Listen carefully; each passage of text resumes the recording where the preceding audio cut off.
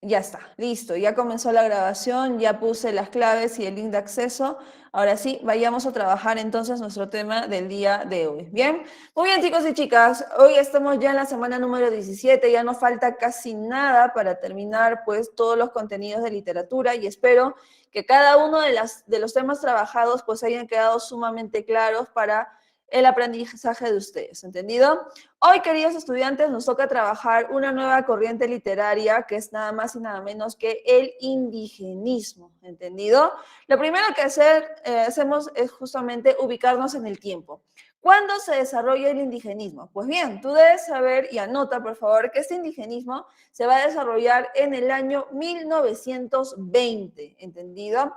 Con la publicación de la obra llamada Cuentos Andinos de Enrique López Albújar, ¿entendido? Y si te das cuenta por el diagrama, claramente vemos que este indigenismo, anota por favor, se está dando en paralelo con ¿qué corriente? Con el vanguardismo que se inició en el año 1922. Por tanto, el primer dato que debes tomar en cuenta y debes anotar es que el indigenismo y el vanguardismo se están dando en paralelo en estos años, ¿entendido? Más aún, recuerda que el vanguardismo pues se va a dar en la zona costa de nuestro país, mientras que el indigenismo se está dando en la zona sierra. Y en esta zona sierra pues vamos a tener grandes representantes como Ciro Alegría, José María Arguedas y Manuel Escorza, ¿entendido?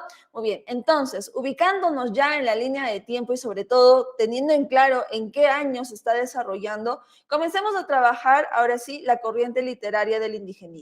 Por favor, anota. ¿Cuáles van a ser las palabras clave del indigenismo? Pues van a ser dos. Uno es la revaloración y la otra es la denuncia, ¿entendido? Muy bien, vuelvo a repetir, palabras claves del indigenismo serán la revaloración y la denuncia.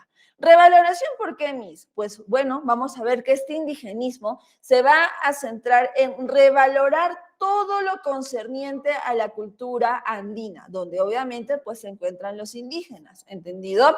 Vamos a ver que aquí dentro de esta revaloración pues nos van a hablar de la famosa cosmovisión andina que se basa pues en las creencias, se basa en los mitos, leyendas y ritos que la cosmovisión andina tiene en su cultura, ¿entendido? Ahí se va a dar la revaloración. Y también vamos a ver que otro elemento fundamental de este indigenismo es la denuncia social. La denuncia contra quiénes? Contra los que abusan de los indígenas. Y es que, queridos estudiantes, este indigenismo vamos a ver que es una corriente muy importante en nuestra literatura peruana porque se va a atrever a plasmar, a narrar, a describir la realidad de muchos indígenas. Y esa realidad para esos años, lamentablemente, pues, era una realidad muy lamentable, muy catastrófica. ¿Por qué? Porque muchos de estos indígenas pues, eran lamentablemente explotados laboralmente, eran maltratados ¿por quiénes, Mis? Por los hacendados. Recuerda que en estos años 1920 y algo todavía se están dando las grandes haciendas en el interior de nuestro país, ¿entendido? Y cada una de las haciendas tiene su grupo de indígenas que se encargan de trabajar en esa hacienda. Y vamos a ver que muchos de esos hacendados pues tratan y maltratan a estos indígenas, ¿entendido? Muy bien. Vamos entonces, teniendo claro ya las palabras claves, comencemos pues a ver unos detalles más. Como te darás cuenta en este slide, vemos que el indigenismo fue una corriente cultural y literaria que tuvo como proyecto la reivindicación de ¿quién? Del indígena, ¿entendido? Ahora, si tú debes recordar, esta no es la primera vez que estamos hablando sobre la situación del indígena. Debes recordar que en la semana 14 de clases nosotros tuvimos un antecedente a este indigenismo, más que nada basándome pues en la corriente literaria del realismo. Ahí tú debes recordar a este personaje que es un gran ensayista peruano, que fue justamente la primera persona en hablar sobre el indígena y sobre su situación. Más aún, como es la primera persona en hablar sobre el indígena, es considerado el precursor del indigenismo. En este caso, ¿de quién estoy hablando, chicos y chicas? Para que participes ahora tú, activando tu audio, escribiendo en el chat. ¿Quién es considerado el precursor del indigenismo peruano? Muy bien, Rubén, claro que sí, nada más y nada menos que nuestro amigo Manuel González Prada. Recuerda que cuando estudiamos en el realismo te mencioné que González Prada, en su famoso discurso en el Politeama, habla sobre el indígena, señalando pues que este indígena es un ser olvidado de la sociedad, es un ser que no está incluido en la sociedad y que por tanto González Prada da una solución para el indígena. ¿Cuál es esa? Primero que nada, darles educación, llevarlos a las escuelas, a que aprendan a leer y escribir para que de esa manera, conteniendo o más aún, teniendo conocimiento, pues van a lograr integrarse a esta sociedad y puedan finalmente incluirse en esta sociedad, ¿entendido? Así que González Prada es un gran referente de el indigenismo, que en este caso se dio en los años 1800 en el desarrollo del realismo peruano, ¿bien? Otra obra donde González Prada va a seguir hablando sobre el indígena y la situación que ellos viven es justamente en el ensayo llamado Nuestros Indios, ¿entendido? Ahora, González Prada no va a ser el único que va a trabajar o va a hablar sobre el indígena en esta época del realismo peruano. También vamos a tener a otra escritora que va a hablar sobre el indígena. ¿De quién estoy hablando? Estoy hablando de Clorinda Mato de Turner, que también pertenece al realismo peruano. Debes saber que ella en su momento, en su época, escribió una novela polémica para esa época, que es nada más y nada menos que Aves sin nido, ¿entendido? ¿Por qué polémica, Miss? Lo que pasa es que en esta novela vamos a ver que Clorinda Mato de Turner lanza una bomba que va a romper con muchos cimientos de la religión católica y de la política peruana, ¿entendido? ¿Por qué, Miss? Bueno, te voy a spoilear un poquito, ya que estamos en la moda de los spoilers. En Aves sin nidos, queridos estudiantes, nos habla pues de un idilio amoroso entre una señorita y un joven, ¿entendido? Que se da pues en un pueblo allá en la serranía peruana. Pero este idilio amoroso, este enamoramiento no puede pasar a más, ¿entendido? No se puede ni siquiera comprometer ni casar estos dos jóvenes enamorados. ¿Por qué? Porque han descubierto que son medio hermanos, ¿entendido? De un mismo padre, en este caso, ¿bien? Ya a mí son medio hermanos, ya es entendible por qué no se pueden casar. Pero ¿por qué es polémica, Miss? ¿Por qué llega al punto de ser polémica para la época? Lo que pasa es que este padre de estos dos medios hermanos es nada más y nada menos que el sacerdote del pueblo. Ajá, mira, date cuenta, ¿ah? Lo que vemos en esta obra o en esta novela Aves sin nido es que Clorinda Mato de Turner lanza una denuncia social sobre los abusos que cometían los sacerdotes dentro de las comunidades indígenas, a tal punto que muchas mujeres eran violadas por estos sacerdotes y procreaban hijos producto de esta violación. ¿Te das cuenta ahora por qué es polémica la novela Aves sin nido para esta época? Pues bien, ahí está, ¿entendido? Y ojo, que es una denuncia sobre una realidad que hasta el día de hoy, queridos estudiantes, existe, ¿entendido? Todavía hasta el día de hoy tenemos casos, pues, de curas que son pedófilos, curas que son violadores, ¿entendido? Y así se está manteniendo, ¿bien? ¿Qué sucede entonces? Sucede que cuando Clorinda Mato de Turner publica, pues, esta novela ya en Cusco, vamos a ver que cuando la Iglesia Católica se entera, pues, nuevamente la indignación, como dice, ¿no? La Iglesia Católica, indignadísima por lo que había hecho Clorinda Mato de Turner, ¿qué hace contra ella? Pues decide excomulgarla, es decir, deciden quitarle la religión católica a esta mujer. Y Clorinda Mato de Turner le dijo, ah, es una religión. No me importa, al fin y al cabo estoy hablando con la verdad, ¿entendido? Pero como te dije en la clase pasada, la religión católica siempre ha tenido poder en la política. ¿Y qué va a pasar? Pues va a pasar que la Iglesia Católica va a influir en el gobierno de ese entonces para que Clorinda Mato de Turner sea expulsada, sea expatriada de nuestro país. Lamentablemente, Clorinda Mato de Turner tuvo que irse del Perú y se fue a Argentina. Y estando en Argentina, vamos a ver que ella va a seguir creando obras, va a seguir publicando denuncias sociales sobre el indígena de esta época. Y lamentablemente, pues ella va a pasar el último de sus días en este lugar, en este país, en Argentina. Entonces, date cuenta que González Prada y Clorinda Mato de Turner definitivamente son dos grandes antecedentes para este indigenismo que nos toca estudiar el día de hoy. Ahora, algo más que también tenemos que mencionar es que, queridos estudiantes, este antecedente de González Prada y Clorinda Mato de Turner, anota por favor, es un antecedente con una visión paternalista. ¿Entendido? ¿Qué significa eso, Miss? Bueno, significa dos cosas. La primera, que como te das cuenta, al señalar que es una visión paternalista, se considera que González Prada y Clorinda Mata de Turner son como los padres ¿de quién? De los indígenas. Pero si te das cuenta, la figura, al ser un padre, todavía es un ser superior del indígena. ¿Entendido? Por tanto, vamos a ver todavía este grado de superioridad que tienen estos dos referentes, estos dos escritores sobre la realidad o sobre la situación del indígena, ¿entendido? Segundo, ¿por qué también es una visión paternalista? Porque esta es una visión distorsionada del indígena, esta es una visión subjetiva del indígena. ¿En qué sentido, Miss? En que González Prada y Clorinda Mata de Turner, si bien es cierto, hablan del indígena, denuncian el problema del indígena, lamentablemente no mencionan lo que realmente es ser indígena, ¿entendido? Y ahí vemos pues que quita este grado de objetividad y solo se centran en suposiciones, en lo que ves nada más, ¿entendido? Más aún, date cuenta que González Prada y Clorinda Mato de Turner no son indígenas, ¿entendido? González Prada es un aristócrata limeño. Clorinda Mato de Turner también es una cusqueña, pero de una familia acomodada. Por tanto, ellos dos, al no ser indígenas, pues no conocen realmente qué es ser un indígena, qué es pensar como un indígena, cuáles son los problemas reales de un indígena. ¿Entendido, chicos y chicas? Así que, por favor, anoten lo que les estoy diciendo. Vamos a ver que los antecedentes de este indigenismo pues tienen una visión paternalista, una visión de superioridad y una visión distorsionada o subjetiva de lo que es ser un indígena. Por esa razón, vamos a ver que cuando el indigenismo nace y se desarrolla desde el año 1920, una de sus características fundamentales es realizar una representación objetiva del indio, del indígena, ¿entendido? Para eso, pues, lo que van a hacer en este caso estos escritores es eso, ¿no? Hablar tal y como es ser un indígena. ¿Qué más? Hablar y tal y cómo suceden los problemas del indígena, ¿entendido?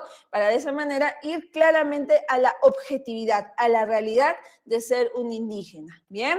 ¿Qué más? Vamos a ver que otra característica de este indigenismo es la revaloración de este mundo andino. ¿Bien? Aquí vamos a ver que los escritores van a describir con mucho detalle cuáles son, pues, todas las tradiciones, las costumbres, las creencias de este mundo andino, también conocida como la cosmovisión andina, ¿entendido? Uno de estos ejemplos o uno de estos escritores es nada más y nada menos que José María Arguedas, que dentro de un momento lo vamos a estudiar y van a ver pues cómo él dentro de sus novelas simplemente detalla y describe muchas cosas de este mundo andino, como te repito, ¿no? Sus costumbres, sus tradiciones, sus danzas, sus comidas, sus creencias con respecto a este mundo andino, ¿bien? ¿Qué más? Aparte de hacer esta revaloración del mundo andino, también vamos a ver que hay una representación de la realidad rural. Sobre todo, en este caso, los escritores del indigenismo se van a centrar en hablar sobre el problema fundamental del indígena. Anota, por favor, ¿cuál es ese problema fundamental del indígena? Es la lucha por la tierra. ¿Te acuerdas que en la clase pasada te mencioné que Mariátegui menciona pues que el indígena es este ser que cuida la tierra, la venera, la siembra, la cosecha y la sigue cuidando? Pues bien, ¿qué más nos dijo Mariátegui? Pues que esa tierra que la cuidan, la veneran, la siembran, la cosecha, al final no les pertenece, ¿entendido? Esa tierra que la trabajan no les pertenece, no es suya. Al contrario, es una tierra que le pertenece a otro. ¿Y quién es ese otro? Pues el dueño de la hacienda, ¿entendido? Entonces, fíjate que en este caso lo que vamos a ver los indígenas es seguir trabajando sobre estos problemas que está viviendo el indígena, ¿entendido?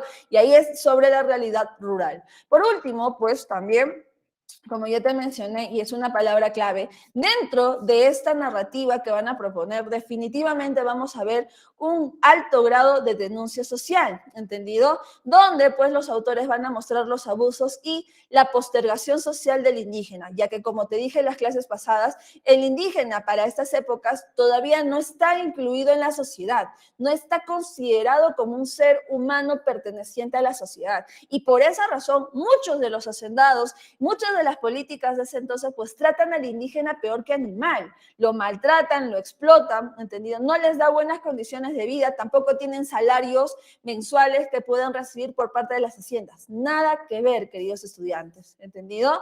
Muy bien, entonces, aclarado todas esas características, veamos pues quiénes van a ser los representantes de ese indigenismo y cómo pues van a desarrollar estas características dentro de su narrativa. Primero que nada tenemos pues, hay que señalar que el indigenismo se divide en tres sectores: el indigenismo del norte, el indigenismo del centro y el indigenismo del sur, ¿entendido? En el caso del indigenismo del norte pues tenemos a un gran representante. ¿Quién es? Pues nada más y nada menos que nuestro amigo Ciro Alegría, ¿entendido? ¿Y por qué es del norte, Miss? Lo que pasa es que Ciro Alegría, ¿dónde nace?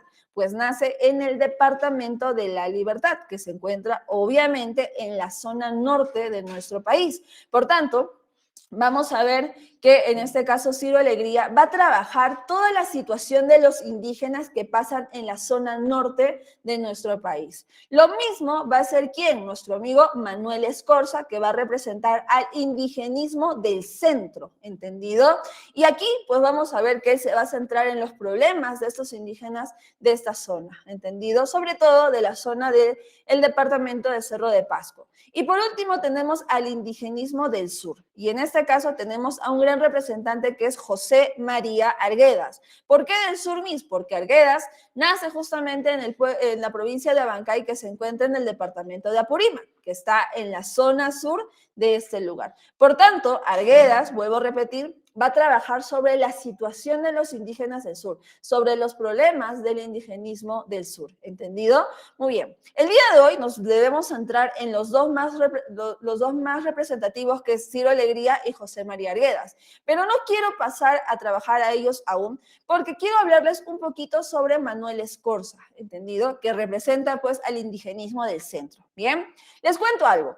Manuel Escorza en realidad no nace en Cerro de Pasco. ¿Él dónde nace? Nace en Lima, ¿entendido? Sin embargo, él, por sus estudios de sociología y antropología de esta época, viaja justamente a el departamento de Pasco. ¿Por qué? Porque se ha enterado que en Cerro de Pasco pues existe un gran problema que está afectando a muchos indígenas, que es justamente sobre la llegada o el ingreso pues de una minera norteamericana, ¿entendido? Recuerda que la clase pasada te mencioné que en el gobierno de ¿quién? De Augusto B. Leguía hubo justamente la entrada de muchas inversiones norteamericanas, ¿entendido? Que vuelvo a repetirte, no es malo que entren inversiones extranjeras a nuestro país, no es malo.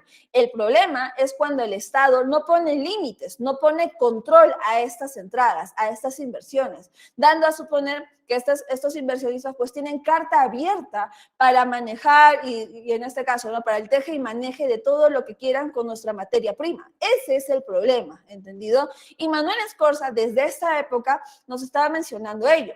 ¿Y dónde lo vamos a ver sobre este problema, Miss? Pues nada más y nada menos que en su famosa novela Redoble por Rancas, ¿entendido? Chicos y chicas, ¿qué es un redoble? Un redoble es este sonido de tambor, permítanme un momento, es un sonido así, ¿entendido? Que, dicho sea de paso, es un sonido que tiene un significado en los famosos combates, ¿entendido? ¿Cuál es ese significado, Miss? Pues ese significado de redoble que se hace con el tambor es que la gente o quienes escuchen deben estar atentos, deben estar preparados para el ataque, ¿entendido? Y fíjate, mira, ¿qué nos habla pues en esta novela? Nos habla pues de este problema que se está dando en el pueblo de Rancas, que está ubicado justamente en Cerro de Pasco, donde pues el pueblo se levanta, ¿entendido? El pueblo, cansado ya de ver cómo es la inversión norteamericana, está contaminando su medio ambiente, cómo la corrupción de muchos políticos, funcionarios, regidores, abogados, jueces apoyan a la minera norteamericana en vez de apoyar la situación del pueblo. Vamos a ver que el pueblo se levanta, ¿entendido? Y como te digo, ¿no? Se prepara para el enfrentamiento. ¿Contra quiénes? Contra la Policía Nacional, que defenderá los derechos de la minera norteamericana, ¿entendido? Si quieres saber qué sucede en este enfrentamiento, pues te invito a leer Redoble por Rancas, que es un claro ejemplo para ver cuáles son las tantas injusticias sociales que viven estos indígenas, ¿entendido? Muy bien, entonces ya he hablado de Manuel Escorza, pasemos pues ahora sí a trabajar del indigenismo del norte, ¿entendido? Y obviamente, como te dije, este indigenismo del norte tiene un gran representante que es nada más y nada menos que nuestro amigo Ciro Alegría. Anota, por favor. Ciro Alegría es considerado el primer novelista reconocido internacionalmente. Bien, ¿por qué? Porque él ganó el famoso concurso latinoamericano de novela con su famosa novela llamada El mundo es ancho y ajeno, que dentro de un momento vamos a estudiar. Bien, biográficamente sabemos pues que como él nació en el Departamento de la Libertad, hubo una ocasión donde él fue alumno de nada más y nada menos que del poeta César Vallejo, en aquellas épocas donde Vallejo, que no tenía nada de plata, pues se dedicó a la docencia justamente en Trujillo. Bien, y es ahí donde Ciro Alegría logra pues chocarse con este profesor que para esa época todavía no era tan famoso y finalmente logra ser su alumno. Bien, otro hecho biográfico es que perteneció al famoso partido aprista peruano, que como tú sabes, el APRA, ¿dónde nace?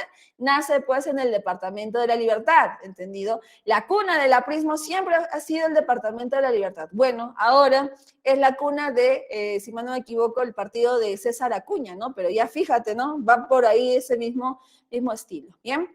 Dentro de su estilo literario, de Ciro Alegría, vamos a ver que él, más que nada, queridos estudiantes, se va a enfocar en el problema de la posesión de la tierra, ¿entendido? Ciro Alegría es el que se va a centrar en hablar sobre esta lucha por la tierra que hacen los indígenas, sobre las diversas injusticias de muchas personas que por intereses económicos no permiten que tengan esa tierra, que tanto la trabajan y tanto la cuidan, ¿bien? Y como todo norteño, pues él va a recrear el español hablado justamente en la zona norte de nuestro país, con estos dejos, con estas palabras cortadas, con estas frases coloquiales que maneja pues el lenguaje del norte, ¿sí o no, chicos? Supongo que aquí alguno de ustedes conoce o vive o son del norte y sabe muy bien que el lenguaje es muy diferente al lenguaje que se habla en Lima capital, como también en este caso se hablan en otras partes del Perú, ¿entendido? El dejo norteño es muy parecido, ¿bien?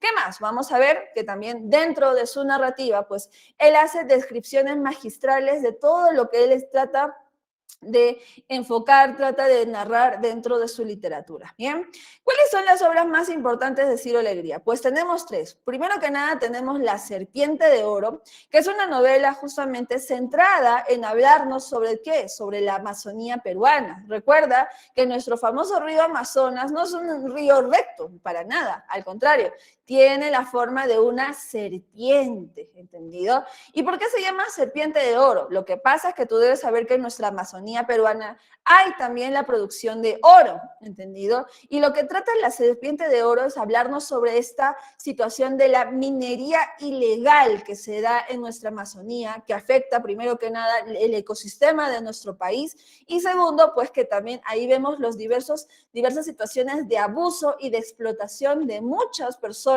para conseguir este oro, ¿bien? Luego tenemos Los Perros Hambrientos, que también es una novela donde obviamente no nos habla de los perros para nada, sino que es un título que hace referencia a la real situación de los indígenas, que como bien dice su título, se mueren de hambre, están viviendo en situaciones tan pero tan precarias que no tienen ni siquiera para comer, ¿bien? Y su novela más importante, pues que como te repito, gracias a esta gana el concurso latinoamericano de novela, es el famoso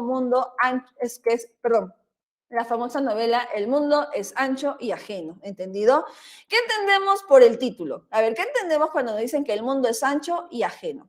Primero que nada, cuando dice que el mundo es ancho, podemos entender que el mundo es amplio, ¿entendido? Es vasto, es grande, pero mira que también nos dice, ¿no? Que a pesar de que este mundo es amplio, es vasto, también es ajeno. ¿Qué quiere decir eso? Que no te pertenece, ¿entendido? Y más que nada, si lleva este título es por justamente la situación de la tierra, ¿bien? Entonces, aclarado el título, vayamos a ver de qué trata la novela, ¿bien? Esta novela se centra en una comunidad andina, en un pueblito llamado la comunidad de Rumi, ¿entendido? Que tiene como alcalde a nada más y nada menos que a Rosendo Maki. Y Rosendo Maki, queridos estudiantes, representa la sabiduría, la prudencia, que en este caso, toma grandes decisiones y decisiones muy sabias que ayudan pues que la comunidad de Rumi sea una comunidad próspera, tranquila, ¿entendido? Pero ¿qué sucede? Sucede que la comunidad de Rumi está ubicada en una tierra fértil, ¿entendido? Y esta tierra fértil está cerca a una hacienda que es la famosa Hacienda Humay, cuya comunal se llama nada más y nada menos que Álvaro Amenábar, ¿entendido? Pero ¿qué sucede? Sucede que Álvaro Amenábar quiere apoderarse de las tierras de Rumi, ¿entendido? Y para hacerlo, pues, va a sobornar a un abogado llamado Bismarck Ruiz para que haga una especie de papeleo donde se señale, pues, que la titularidad de las tierras de Rumi le pertenece a la Hacienda Humay. Y Bismarck Ruiz, que era un abogado corrupto, logra hacernos, logra crear un papel legal, supuestamente, donde señala, pues, que la titularidad de esas tierras donde está ubicada la comunidad de Rumi le pertenece a la hacienda Humay, ¿entendido? Cuando los comuneros de Rumi se enteran de lo que está sucediendo, vamos a ver pues que Rosendo Maki habla con Álvaro Amenábar y Bismarck Ruiz para señalar que ese papel es totalmente falso porque él sabe muy bien que esa tierra no le pertenece a la hacienda Humay. Por eso es que Álvaro Amenábar ve que Rosendo Maki es un obstáculo para lograr su objetivo, ¿bien? Y se va a dar una ocasión donde Álvaro Amenábar va a aprovechar para meter a Rosendo Maki a la cárcel. ¿Cuál va a ser esa ocasión? Cuando un día Rosendo Maki, pues, estaba ahí pasteando sus toritos en las tierras de Rumi, que como te repito, estaban cerca de las tierras de Humay, de la hacienda Humay. ¿Qué sucede? Sucede que uno de estos toritos se pasa a las tierras de la hacienda Humay, ¿entendido? Y Rosendo Maki, para evitar problemas, ¿qué hace? Pues él también entra a las tierras de la hacienda Humay simplemente para jalar a su torito hacia las tierras de Rumi. Pero como te repito, Álvaro Amenábar, cuando ve que Rosendo Maki está pisando las tierras de la hacienda Humay, rápidamente él llama a la policía y lo denuncia por haber interferido en propiedad ajena, ¿entendido? Y es así que nuestro amigo Rosendo Maki lamentablemente llega a pisar la cárcel. Y no solamente sucede eso, sino que Álvaro Amenábar empieza junto con Bismarck Ruiz, empiezan a plantear muchos más delitos hacia Rosendo Maki para incriminarlo y de esa manera se quede mucho más tiempo en la cárcel. Cuando los comuneros de Rumi se enteran que su líder lamentablemente ha sido encarcelado, pues ellos no saben qué hacer, no saben cómo ayudar. Y esta duda o este miedo, pues Álvaro Amenábar lo va a aprovechar ¿para qué? Para llamar nuevamente a la policía y presentarle ese papel falso de la titularidad de las tierras de Rumi. ¿Y qué hace la policía? Pues la policía va hacia la comunidad y les pide que desalojen esas tierras, ¿entendido? Y vamos a ver pues que a los comuneros de Rumi no les queda de otra que salir de las tierras de Rumi e irse a otro lugar a vivir. Mientras tanto, ¿qué está pasando con Rosendo Maki? Pues vamos a saber que ahí en la cárcel él conoce a un hombre llamado El Fiero Vázquez, ¿entendido? Y un día El Fiero Vázquez le dice a Rosendo Maki que están planeando escapar de la cárcel y le invitan a Rosendo Maki a unirse a esta huida. Pero Rosendo Maki, que como te repito, es un hombre sabio, es un hombre prudente, es un hombre que cree en la justicia, él no va a aceptar la huida. ¿Entendido? Y vamos a ver el momento en que el Fiero Vázquez, junto con otros ladrones, finalmente escapan de la cárcel, ¿bien? Y aquí va a suceder algo. Vamos a saber que Rosendo Maki, junto con este Fiero Vázquez, compartían la misma celda. Por eso que cuando la policía ve que el Fiero Vázquez junto con otros hombres escapan, van a detener a Rosendo Maki y lo van a obligar a punta de golpes a confesar dónde ha escapado el Fiero Vázquez. Pero Rosendo Maki, quien no sabía absolutamente nada, les dijo eso, no sé nada, yo no sabía nada de este plan. Y lamentablemente la policía no le cree. Y es por eso que vamos a ver que la policía va a seguir golpeando y golpeando a Rosendo Maki hasta que supuestamente confiese dónde se ha ido el Fiero Vázquez. Lamentablemente, este chantaje o esta forma de conseguir esa información va a generar que nuestro amigo Rosendo Maki fallezca dentro de la cárcel, ¿entendido? Muy bien. ¿Qué va a suceder entonces? Va a suceder que la comunidad Rumi, que ya no tiene las tierras, van a ir a otro espacio conocido como Yanayawi, donde ahí van a fundar una nueva comunidad, ¿entendido? Y vamos a ver que 10 años después llega a este lugar, ¿quién? Un joven llamado Benito Castro, que es nada más y nada menos que el hijo adoptivo de ¿quién? De Rosendo Maki, ¿entendido? Y ¿dónde estaba Benito Castro? Tú te preguntarás. Pues él estuvo en Lima. ¿Por qué? Porque Rosendo Maki queriendo que este niño pues tenga un futuro mejor, lo manda justamente aquí a la capital para que estudie, para que aprenda, para que adquiera conocimiento que luego lo puede traer a la comunidad de Rumi y de esa manera logren prosperar. Fíjate que Rosendo Maki también tiene esta idea de progreso y se lo va a plasmar a Benito Castro. Cuando Benito Castro llega, pues se entera de la realidad de Rosendo Maki, también de la situación por la cual llegó a la cárcel, y los comuneros de esta nueva Rumi pues deciden convertirlo en el nuevo alcalde, porque Benito Castro tenía muchas ideas de progreso. Bien, y de esa manera Rumi surge en Yananyahui nuevamente. Pero ¿qué sucede? Sucede que Álvaro Amenábar, como envidioso, pues va a intentar nuevamente apoderarse de estas nuevas tierras de Yananyahui. No por las tierras, sino justamente por el interés de fastidiar a los comuneros de Rumi, ¿entendido? ¿Qué va a hacer? Nuevamente va a pedir el apoyo de Bisbal Ruiz y nuevamente van a hacer un papelito falso señalando que esas tierras donde están ahora, pues también le pertenece a la hacienda Humay, ¿entendido?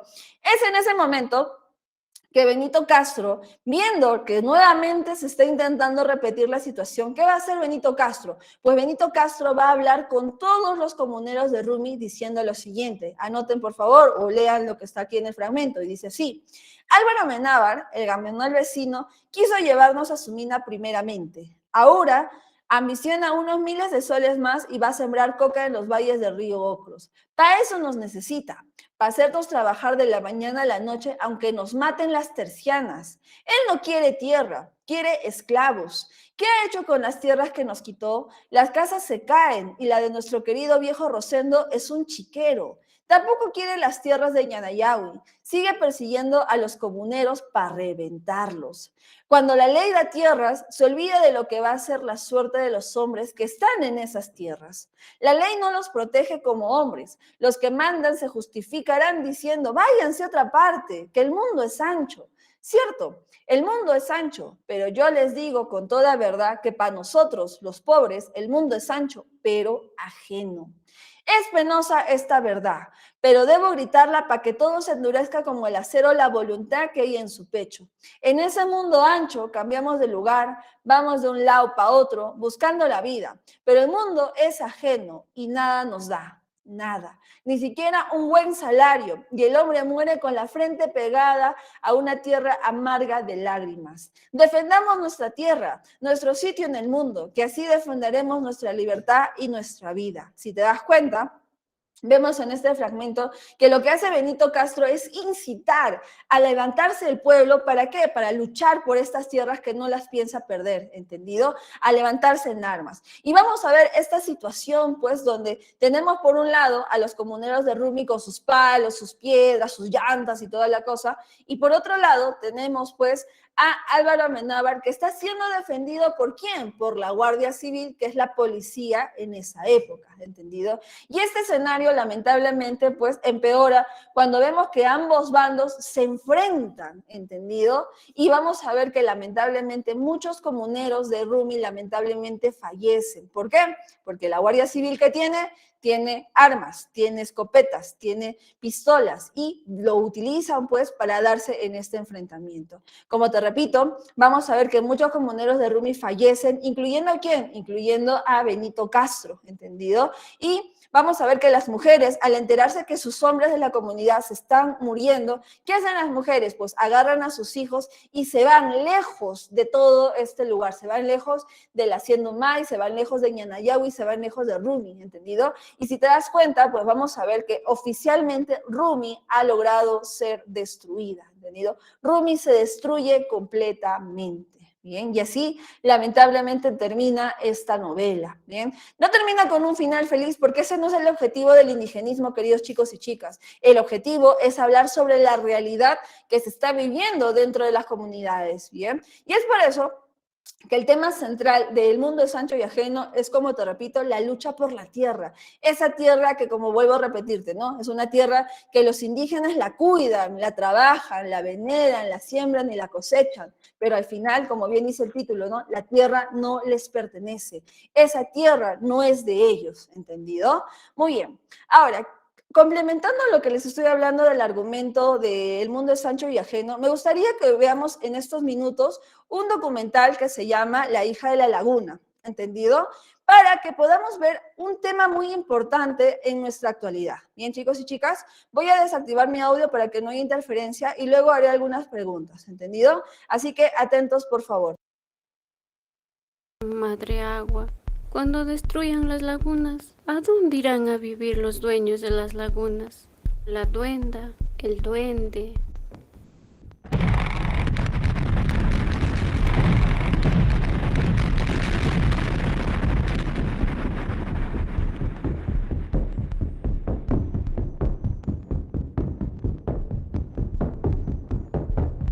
¿Puede contarme un poco del problema que está pasando aquí? La minera no me deja vivir en paz. Dicen que acá en mi terreno hay oro. Esa ambición del oro es lo que me quieren quitar a la mala, mi terreno a la fuerza. Ay, señora Máxima, si usted no ha vendido, es propietaria.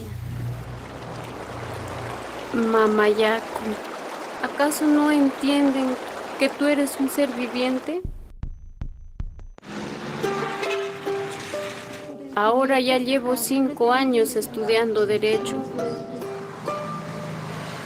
Vamos a hacer justicia.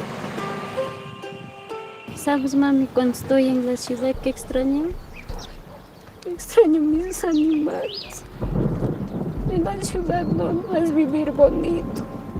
Espero terminar mi carrera y venir.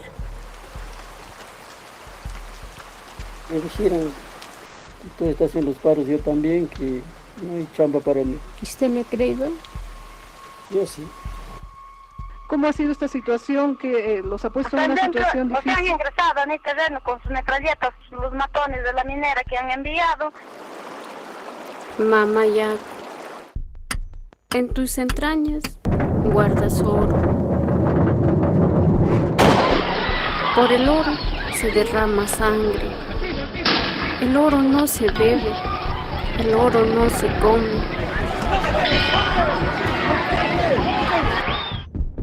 En este momento nos encontramos aquí en las lagunas de Conga y hay un grupo de policías todos listos al parecer para atacarnos y desalojarnos. Madre agua, temo incluso por mi propia vida.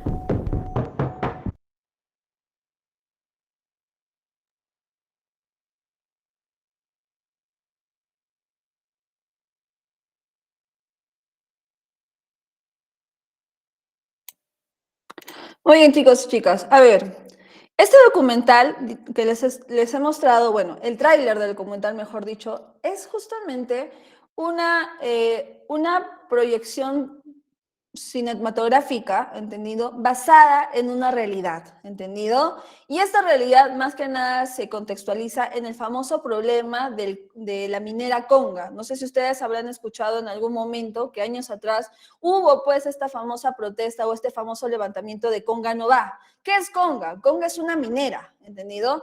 Es una minera que se encuentra justamente en las tierras de Cajamarca o en las tierras de Cusco, si mal no me equivoco, ¿bien? ¿Y qué sucede? Sucede que vamos a ver que dentro de estos problemas también existe la lucha por la tierra, ¿entendido? Y sobre todo la lucha por los derechos de los indígenas que son titulares de esas tierras, ¿bien? Dentro de La hija de la laguna, vamos a ver pues que el tema de la lucha por la tierra, queridos estudiantes, no es un tema solo que se encuentra en la literatura, es un tema real, ¿entendido? Y ojo, el problema de Conga no es el único problema que las comunidades indígenas han tenido. No, tú debes saber que a lo largo de estos últimos 30 años siempre ha habido problemas sobre las mineras que se encuentran instaladas en estas comunidades.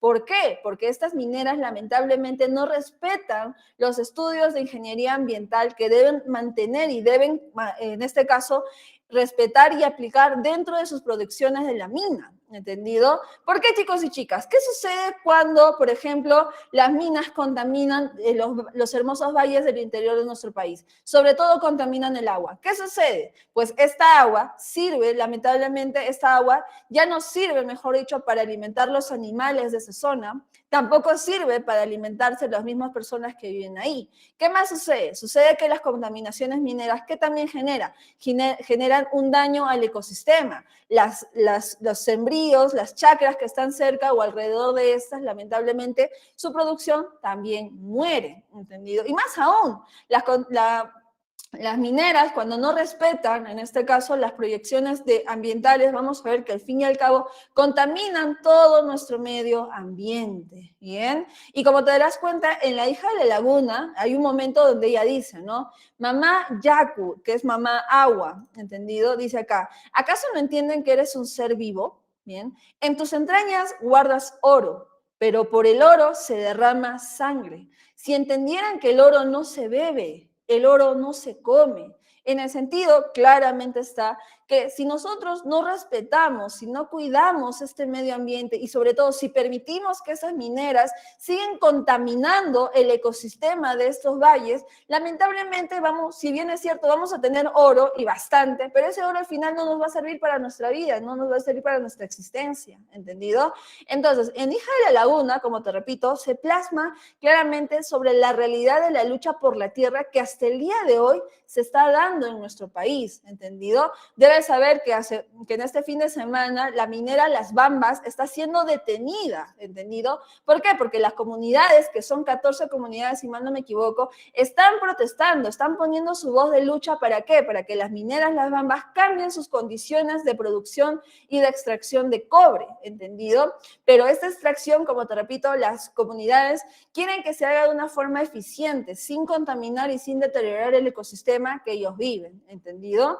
Muy bien. Y Miss, ¿por qué nos habla de esto? Tú te preguntarás. Lo que pasa, queridos chicos y chicas, es que ustedes, como sé, van a ser futuros ingenieros de nuestro país, ¿entendido? Sea la especialidad que sea, sobre todo, quiero centrarme pues a los que están yendo a las carreras de ingeniería civil, ingeniería de minas y otras ingenierías afines que van a tener la oportunidad que más adelante cuando trabajen, justamente ir a trabajar al interior de nuestro país, sobre todo en las comunidades andinas, ¿entendido? Y es aquí donde yo hago mi pedido, mi solicitud a todos ustedes, ya sea que no pertenezcan a esa carrera o sí la pertenezcan, y es que al fin y al cabo, cuando ustedes vayan a trabajar con las comunidades andinas, lo primero que tienen que hacer, queridos estudiantes, es respetar su cosmovisión andina, respetar el aprecio que ellos sienten por su ecosistema, por su naturaleza, porque ellos conocen cómo es esa tierra, ¿entendido? Punto número 2, que en este caso no solo se conformen en estudiar la carrera que quieren estudiar, no. A lo largo de los años, queridos estudiantes, deben entender que no solo basta estudiar una carrera, tienes que especializarte en más cosas. Y si ustedes van a trabajar al interior de nuestro país junto con estas comunidades andinas, al final de ser un ingeniero, también ustedes tienen que tener conocimiento sobre administración pública, también tienen que tener conocimiento sobre el derecho, ¿entendido? ¿Para qué? Para que sus decisiones, sus proyectos de desarrollo sostenible, que eso espero que ustedes lo tengan más adelante, pues sea un proyecto muy bien sustentado, bien trabajado y sobre todo bien, en este caso, con una visión muy panorámica de los efectos y los defectos que puede generar a estas comunidades andinas. ¿Entendido, chicos y chicas? Como les repito, ese es mi pedido por el cual yo les hago y les muestro pues que la realidad de las comunidades andinas es una realidad que se vive hasta el día de hoy y que los problemas que la literatura nos muestra no es solo un problema ficticio, también es un problema real que hasta el día de hoy sigue sucediendo y lamentablemente creo y siento que van a continuar esos problemas. ¿Bien? Muy bien. Pasado entonces esto, vayamos ahora a trabajar al indigenismo del sur. Y este indigenismo del sur, queridos estudiantes, tiene a un gran representante que es nada más y nada menos que nuestro amigo José María Arguedas. ¿Bien? Anota, por favor. Arguedas es considerado el máximo representante del indigenismo peruano. ¿Por qué? Porque él justamente se va a encargar de plasmar la realidad, la cosmovisión andina, sus costumbres, sus tradiciones, sus danzas dentro de la literatura. Y eso se debe, queridos estudiantes, porque Arguedas, ya nacido en Abancay, desde muy chiquito conoce los problemas del indígena y más aún, desde muy chiquito conoce la lengua quechua. Y ese va a ser el vínculo, el nexo por el cual él logre comunicarse con estos indígenas y pueda conocer a mayor profundidad cuál es la realidad y cuáles los problemas y cuál es la cosmovisión andina que ellos tienen. Bien, luego vamos a saber pues que Arguedas, cuando viene a Lima capital, bien, va a haber en él un choque cultural porque se da cuenta que ser indígena en la capital es lamentablemente discriminatorio para ellos, bien, y es por eso que él también, viendo este choque cultural, cuando ingresa a San Marcos, él empieza a hacer estudios de antropología y sociología sobre la cultura andina para plasmar todo este estudio sociológico que él tenía presente. Y gracias a estos estudios vamos a ver que él luego va a tener la carrera de docencia, tanto en San Marcos como también en la famosa universidad La Agraria La Molina. Pero va a suceder que, lamentablemente, Arguedas va a tomar una fatal decisión en su vida. ¿Por qué? Porque en el año 1969, lamentablemente, nuestro querido amigo José María Arguedas decide suicidarse en la famosa sala de profesores de la Universidad La Agraria. ¿Por qué, Miss? ¿Por qué se suicidó? ¿Por amor? No, chicos, nada que ver. Lo que pasa es que José María Arguedas sufrió desde muy chiquito la ausencia de sus padres, punto número 1. Luego sufrió también los abusos y discriminación por parte de su madrastra y la familia. Y luego también vamos a ver que cuando llega a Lima capital, pues también vamos a ver que él sufre de un alto grado de depresión, ¿entendido? Depresión, ansiedad, baja autoestima, que al final generó todo esto, el suicidio de Arguedas, ¿bien? Pero a pesar de que este hombre tomó esta radical decisión, vamos a ver que su producción literaria es una producción tan magnífica, tan interesante, que vuelvo a repetir, peruano que se respeta, por lo menos debe haber leído alguna obra de José María Arguedas, ¿bien? Dentro de su estilo literario vamos a ver que él va a retratar este conflicto entre los que pertenecemos al mundo andino con el mundo occidental, este choque cultural que se está dando. También, como te dije, como era experto en el quechua, él justamente va a insertar vocablos provenientes de esta lengua en sus narraciones. ¿Qué más? Vamos a ver también una presencia de una prosa poética, es decir, un género narrativo que tiene una cierta musicalidad dentro de su historia. Así como también vamos a ver que él inserta hechos biográficos dentro de su narrativa, ¿bien? Dentro de la producción de Arguedas, como te repito, es una producción amplia, diversa, donde lo que más se centra Arguedas es mostrar todo lo que concierne a esta cosmovisión andina, sus costumbres, sus tradiciones, sus danzas, sus comidas y todo lo demás. Por eso, por ejemplo, en las novelas tenemos la famosa Yaguar Fiesta, que lo que hace Arguedas es describir la famosa corrida de toros. Luego tenemos la otra novela llamada Todas las Sangres, donde Arguedas ya nos habla sobre una realidad fundamental en nuestro país. ¿Y cuál es esa? Que en nuestro país, que en nuestros territorios no existe solo una raza, no existe. Existen muchas razas, existen muchas culturas y que hasta el día de hoy, en el desarrollo de estas culturas, todos ya nos hemos fusionado en estas razas, todos ya nos hemos fusionado en estas culturas. Por eso dice que el Perú es de todas las sangres. No existe una sangre superior a otra. Todas, al fin y al cabo, somos esta mezcla de sangres y esta mezcla de culturas. Bien. Luego tenemos la novela El zorro de arriba y el zorro de abajo, que es una novela póstuma, ¿entendido? Fue la última novela que Arguedas escribió en vida y que en este caso pues vamos a ver algunos fragmentos donde habla de esta depresión que sufrió Arguedas antes de suicidarse. En cuentos tenemos Agua, El sueño del Pongo, La agonía de Rasuñiti, y también tenemos una obra poética que es nada más y nada menos que Catatay, ¿entendido? Que es un poema escrito en quechua que significa temblor, ¿bien? Algo más que también debemos agregar es que dentro de las novelas de Arguedas, como te repito, hay algunas novelas que se basan en la vida propia de Arguedas, en sus experiencias, y ahí se habla pues de los hechos autobiográficos, como por ejemplo Huarmacuyay, que significa amor de niño, ¿entendido? Donde nos habla pues de la primera vez que él se enamoró y la primera vez que también sufrió la decepción amorosa.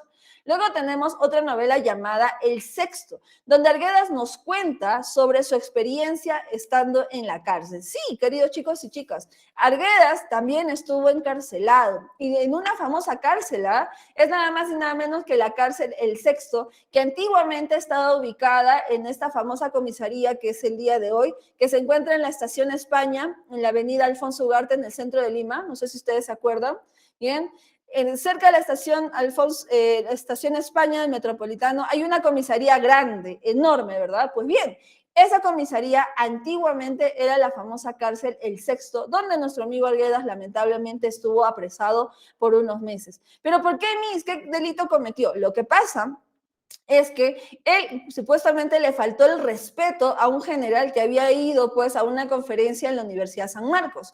Y este general pues pertenecía al gobierno dictatorial de ese entonces. Por eso es que Arguedas junto con otros jóvenes estudiantes van de frente a este general, ¿entendido? Y le dicen sus verdades. Y por esa razón es que el general decide sancionar a todos estos llevándolos a la cárcel y metiéndolos ahí por unos meses, ¿bien? Y otra novela donde también vamos a ver estos hechos autobiográficos definitivamente es la novela llamada Los ríos profundos, ¿entendido? Novela donde habla sobre, donde Arguedas se centra en su infancia y sobre todo de aquellas veces que él acompañaba a su padre a hacer estos viajes de pueblo en pueblo para ver algunos temas administrativos, ¿entendido? Entonces, Los ríos profundos también es una novela con hechos autobiográficos, ¿entendido? Y vayamos entonces a trabajar el argumento de esta novela. Primero que nada, chicos y chicas, nos vamos a centrar en el personaje principal, que es Ernesto, ¿entendido? Ernesto es un niño de 9 años que es el que nos va a narrar toda la historia. Y lo primero que nos narra Ernesto es que él, junto con su padre, viajan hacia el Cusco para encontrarse con un hombre llamado El Viejo, que según Ernesto nos dice que este viejo es un hombre tan malo, pero tan malo, que es un explotador de indios. Y eso a Ernesto le impresiona porque nunca había visto un ser tan malévolo como había sido El Viejo. Luego nos cuenta que después de Cusco se fueron ¿hacia dónde? Se fueron a Abancay, donde el padre de Ernesto decide dejar a su hijo en un internado, ¿entendido? ¿Para qué? Para que él continúe estudiando mientras que el padre sigue haciendo sus diligencias de pueblo en pueblo.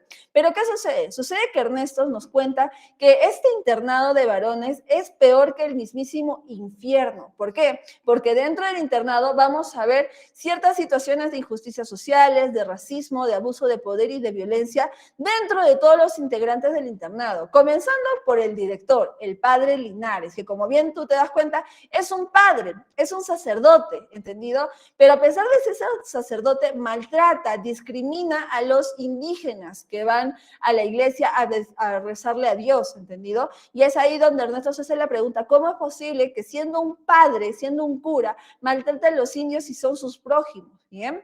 Luego, también nos describe de los alumnos que se encuentran en el internado, comenzando por Lleras. ¿Quién es Lleras? Lleras es un hijo de un hacendado de Abancay, ¿entendido? Y que por ser hijo de hacendado, Lleras se cree superior a los indígenas. Por esa razón es que Lleras abusa de los indígenas, abusa de los campesinos que están cerca de él. Y uno de los que van a sufrir este abuso es otro alumno llamado Palacitos, ¿entendido? Que justamente es un alumno indígena maltratado por Lleras. ¿A quién más nos menciona? Nos menciona a Antero, que es justamente otro alumno que se convierte en el amigo de Ernesto, ¿entendido? Y un día nos cuenta Ernesto que Antero pues lleva al internado un zumballu. ¿Qué es un zumballu? Un zumballu es el término quechua de este juguetito llamado el trompo, ¿entendido? Que Ernesto nunca antes había visto su vida y que se queda muy maravillado por este juguetito. ¿Quién más nos menciona que se encuentra en este internado? Pues nada más y nada menos que a una chica de 15 años conocida como la Opa Marcelina, que es una ayudante de cocina. ¿Pero por qué le dicen la Opa Marcelina, Miss? Tú debes saber que Opa es un término quechua que significa sonso, sonsa, ¿entendido?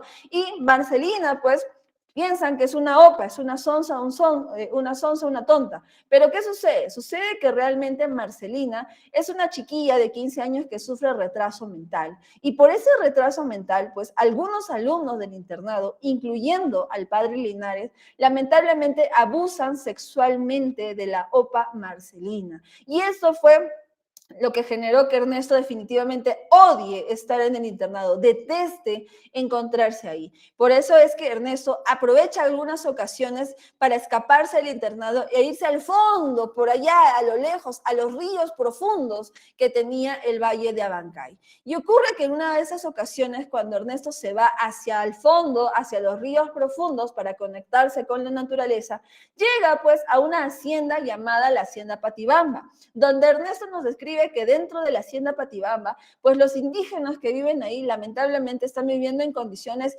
infrahumanas, no tienen un lugar un lugar limpio donde dormir, no tienen las cosas limpias para poder comer, no tienen agua ni siquiera para lavarse las manos, ¿bien? Y también nos cuenta que dentro de la hacienda Patibamba, pues va a conocer a unas mujeres llamadas las chicheras, que estaban liderados por doña Felipa. Y doña Felipa, cuando ve a Ernesto, piensa que es un niño de alguna hacienda y por tanto doña Felipa tiene un cierto recelo con Ernesto.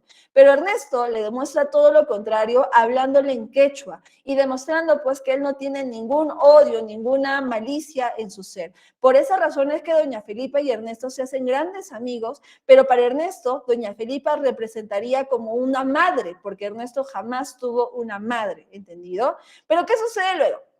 Sucede que doña Felipa, cansada pues de los abusos de la hacienda Patibamba, ella va a incitar una rebelión junto con las otras chicheras, que se llama la rebelión de las chicheras, para exigir que les den la sal, que como tú sabes la sal es un elemento fundamental para la comida y también para la crianza y cuidado de los animales, ¿entendido? Y vamos a ver pues que esta rebelión doña Felipa la incita, Ernesto también ayuda a doña Felipa, pero esta rebelión es detenida ¿por quién? Por la Guardia Civil que vence a las chicheras y algunas de ellas son llevadas a la comisaría. Cuando la Guardia Civil se entera que Ernesto, que no pertenece a la hacienda, estaba ahí, ¿qué hace la policía? Pues lo lleva hacia el internado donde el padre Linares lo castiga severamente.